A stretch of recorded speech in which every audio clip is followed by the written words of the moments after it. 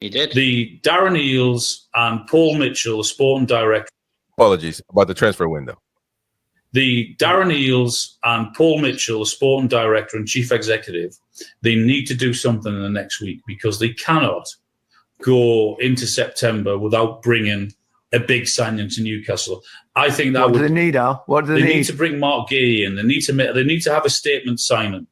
It would be really embarrassing for those two in particular who have been not promoted, but who are now running the football club, for them to go into September without bringing a big hitter or a big statement signing in, I think would look really, really poor on those two.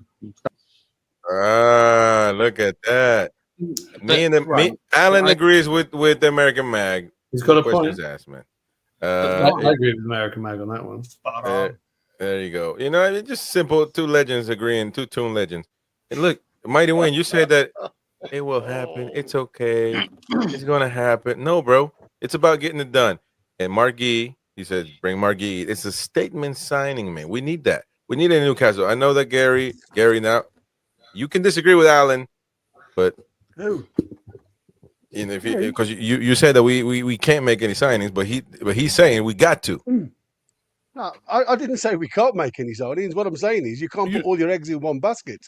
If you're looking at bringing, no, but you said we can't make signings because of money. I never say that. I've never said that. What I said was you can't put all your eggs in one basket, Chris. What I said was if you buy Mark Ghee for £70 million, it may stop them going forward for a right winger. You may only see one player in this window. That's all I've said. Because I know Wynn bought the spreadsheet out the other day and we've got 130 million apparently to spend.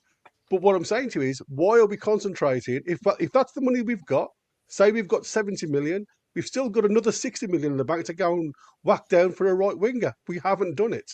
And there's a reason why we haven't done that. And that's what I'm saying. I don't know the answer, but there is definitely a reason why we haven't spent the so-called £60 million somewhere else on the park. Is the reason maybe the uncertainty around Eddie Howe long term, that we maybe don't want to give him a player that specifically for him when we're not sure if this could potentially be his last season thing? Maybe that's one of the reasons, you think? Well, in this situation, I think everybody agrees on everybody likes Mark Ghee because we wouldn't be there for for this amount of money. But maybe others that could be the situation. Anybody else got any thoughts on what Alan had to say? I don't agree with him fully, though. Yeah, I don't agree with what he's saying. Go ahead. Because, it is a statement. I get that. It's a statement, Simon. But does that mean anything? Because he could come here for 70 million and be crap. We dropped it. He could be I don't want him to be. Excuse me, but he could be a statement signing and be a failure. And then what does that prove? It's about I think what he's going after is the intention. Yeah. The willingness to. You're right. It is a risk. It is a risk paying. Every transfer is a risk, though. Every one of them. It just varies in degrees of how risky. Adrian Rabiot to some people is a slam dunk home run. It's free. Yeah, it's expensive wages, but for me, that's a risk and nobody has taken, because I've watched him for Juventus all these years. He's had one good season. Other than that, he pulls out of 50-50s, lazy passer. Sometimes in games, he just doesn't look like he's ours. So for me, I don't want that in my team. I don't want that at all, especially on those wages. So for me, like some people would view that as no risk getting a free player like Rabiot, who is been at these big clubs, France national team, all this stuff. But that's a huge risk because that guy, for me, mentality-wise on the pitch, I have a lot more questions than anything. So I think that's what Alan Shearer is getting at. It's the intention.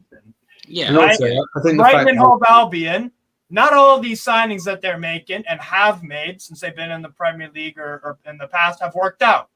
Not every signing that Villa have made in this window are going to work out. And West Ham, same thing. Manchester United, etc. But the intention is there. They're backing their managers with the players that they want and the money throwing down. I think that's what Shearer is getting at. I agree with them 100%. For me, I think it's all about the intention. Well, I was just going to say that I think he's looking at the window as a whole and saying we've signed a player that we had on loan. We've signed two goalkeepers who aren't going to play. or we've got a sort of squad player from Bournemouth on a free transfer. And when you look at that window, you think, God, that's a bit. And we lost 2 good young players. That in itself, standalone, is not a disaster, but it's a pretty poor window. Underwhelming. Yeah, and then I think the fans and maybe even the players would be a bit like, oh, what's happened there? Yeah. And I think we do need 1 or preferably 2 signings that show a bit of intent, that will improve the first team, that will add something, and then we can start to be a bit more positive. I mean, Tonali's coming back, isn't he, now? So we've got that to look We're using the Alan Pardew.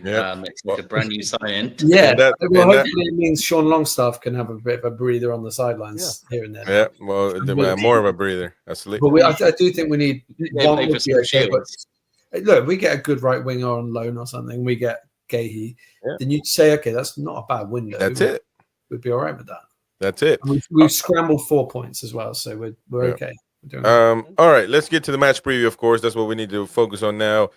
Sandro Tonali is back. That is the thumbnail of the show today. Of course, he did say a couple of things. I'm not sure where or how, but Craig Hope is quoting what he said just recently, just literally like 10 minutes ago. Sandro Tonali, in quotes, hiding behind the barriers of a problem is never the solution. You have to talk about it. Get help.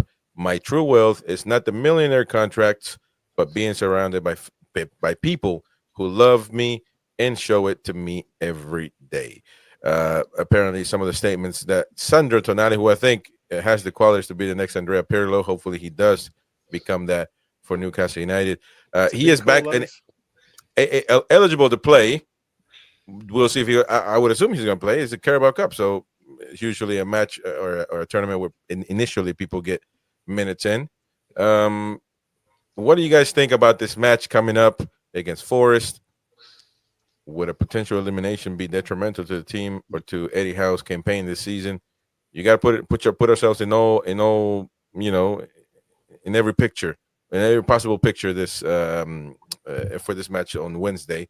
But I think Newcastle are a better team. But Forest they beat Southampton. I think did they not? DX, you're a fan of? Yeah. They beat Southampton away, they beat Southampton, but then they also who did they lost again? They drew with Bournemouth. Oh, they drew with Bournemouth at the City Ground. Imagine Bournemouth. They're doing all right, aren't they? But we got to show it on the pitch. So let me start with Gary. Gary, what do you expect? Do we see Sandro? What do you expect about this match?